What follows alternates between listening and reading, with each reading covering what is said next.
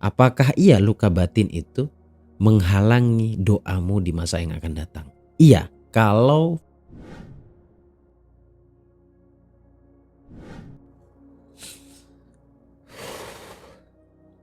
Bismillahirrahmanirrahim. Assalamualaikum warahmatullahi wabarakatuh. Alhamdulillahirrabbilalamin. Asyhadu an la ilaha illallah wa asyhadu anna Muhammad Rasulullah. Allahumma salli wa sallim wa barik ala hadan nabiyil karim sayyidina wa nabiyina wa syafi'ina wa qurrata ayunina wa maulana Muhammad.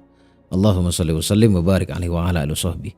Halo teman-teman semuanya, berjumpa lagi bersama saya di sini Bagus Baraja di channel Gus Baraja, channel pengembangan diri, channel yang mengajak teman-teman semuanya untuk menggali potensi di dalam diri dan lebih merasakan bahwa Allah sudah menganugerahkan kekuatan yang sangat luar biasa di dalam diri manusia. Cek di dalam dirimu, rasakan baik-baik, Allah itu begitu sayang sama kita.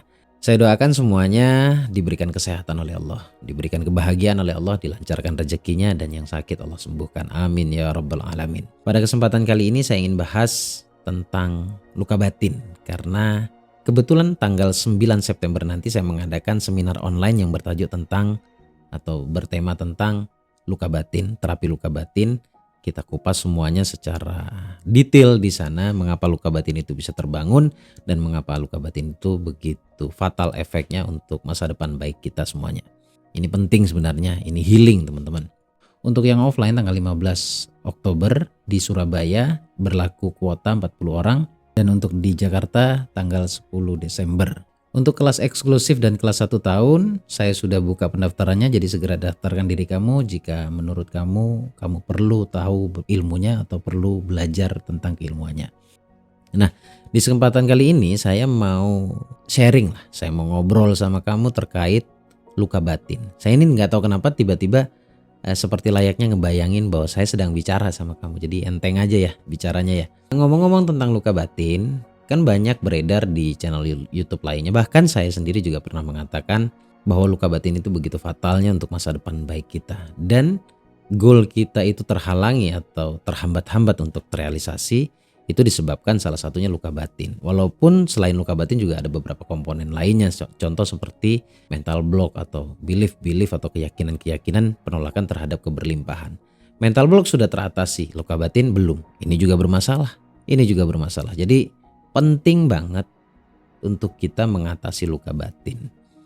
Tapi sebelum saya memberikan cara mengatasi luka batin, saya mau sharing dulu sama kamu. Timbul pertanyaan mungkin ya, sebenarnya luka batin itu apa? Lalu mengapa menjadi fatal sekali untuk masa depan baik kita? Luka batin itu konflik yang pernah terbangun di masa lalu, yang pernah terjadi di masa lalu, namun sampai detik ini masih membekas di dalam diri kita, masih benar-benar bisa dirasakan. Ini sebenarnya saya sering mengatakan bentuk ketidakadilan kita terhadap diri kita. Mengapa? Kan seperti itu ya. Karena kalau kita mengalami satu hal yang negatif, yang konflik tadi, mau berapa puluh tahun juga kita mampu tuh mengingatnya. Mampu banget kita mengingatnya. Bahkan ke tanggalnya, ke bulannya, ke tahunnya kita ingat loh. Ya. Tetapi kalau misalkan Allah berikan kebaikan pada diri kita, Allah berikan rezeki, kebahagiaan, Allah berikan pernikahan dan lain-lain, segala macam bentuk keajaiban, kita itu kesulitan untuk mengingat itu. Kita itu cenderung melupakan.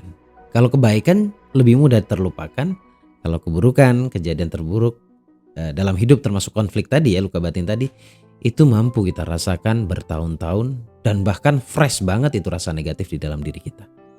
Itulah bentuk ketidakadilan kita. Sekali lagi, luka batin itu adalah konflik di masa lalu yang pernah terjadi dalam hidup kita. Solusinya adalah dimaafkan.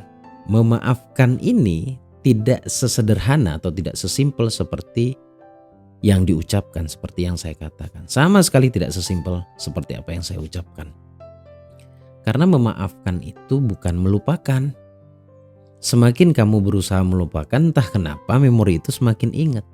Karena memang pikiran manusia atau hati tidak pernah didesain oleh Allah untuk melupakan satu perkara. Jadi menurut saya tetap ingat ya.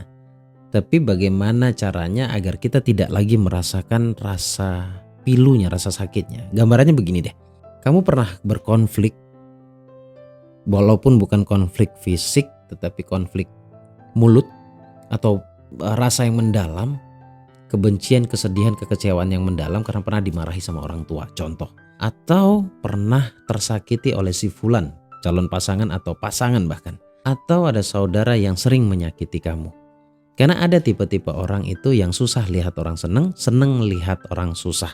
Nah, mudah-mudahan ini bukan saudaramu ya. Gitu. Kita kan ngerasa risih tuh.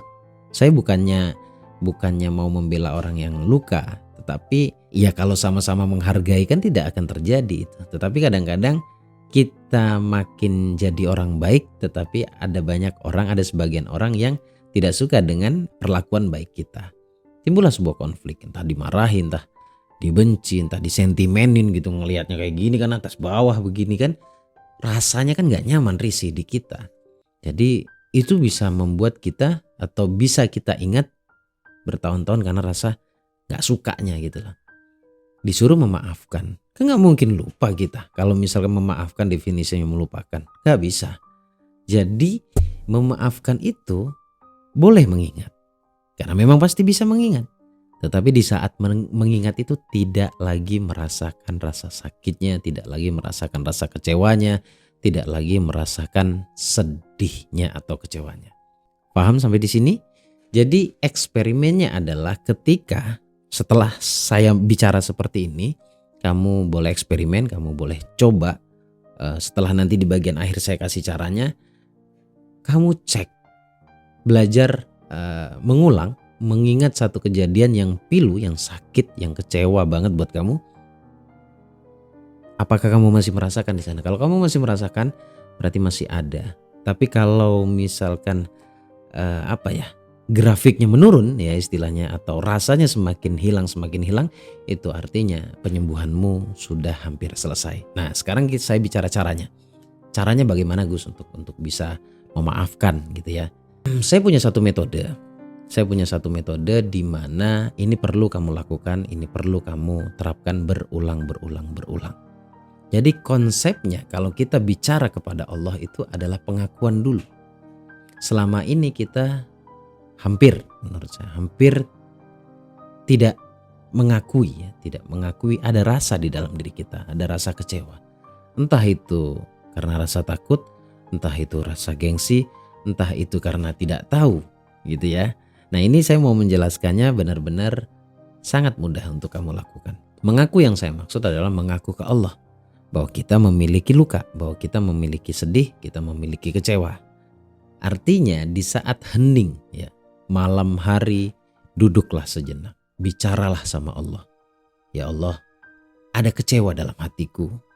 Ya Allah, ada benci dalam hatiku. Ya Allah, ada kesedihan dalam hatiku. Tetapi aku lebih memilih untuk mendoakan orang yang sudah menyakitiku. Dan aku ikhlas, aku buang rasa ini ya Allah.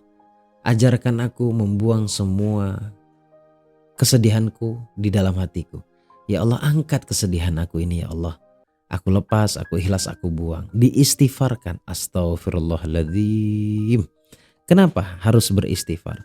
Karena jika itu selalu ada di dalam dirimu, itu berarti kamu mencintai kesusahan tersebut. Jadi kamu istighfarkan dengan harapan, dengan kekuatan atau karomah dari kalimat istighfar, itu bisa low seketika atau bisa Allah sembuhkan secara perlahan. Jadi diistighfarkan, dimintai ampun ke Allah. Lalu untuk bisa lebih singkat lagi, lebih mudah lagi memaafkannya adalah dengan kamu mendoakan. Gini loh teman-temannya, apa bedanya? Misalkan saya dengan kamu hari ini berkonflik. Kalau kamu membenci saya, lalu mengekspresikan kebencianmu agar saya juga membencimu, katakanlah seperti itu. Atau agar kamu puas dengan kebencianmu, lalu saya merasakan juga ternyata. Dan saya membalasnya dengan kebencian. Pertanyaannya, letak perbedaan kita di mana? Kita merasa bahwa diri kita tersakiti, tetapi kita juga menyakiti. Atau kita gak suka disakiti, tetapi malah kita menyakiti juga, membuat orang lain benci kepada kita. Toh menurut saya apa bedanya? Hampir gak ada bedanya dong. Tetapi kita bisa menjadi beda kalau ada orang membenci kita. Kita balasnya dengan doa. Balas tetap balas, tapi balasnya dengan kebaikan. Balas dengan doa. Jadi kalau misalkan ada satu orang, tetanggamu, pasanganmu, saudaramu, dia menyakitimu, doakan dia.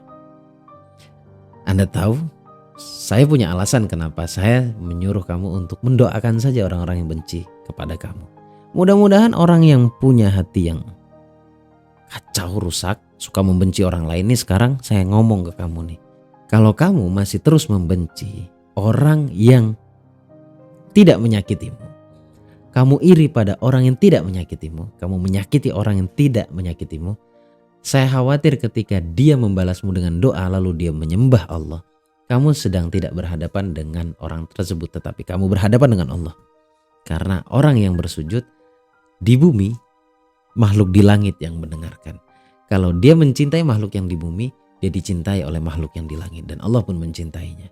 Artinya, kamu berhadapan dengan Allah, kamu berhadapan dengan kebaikan.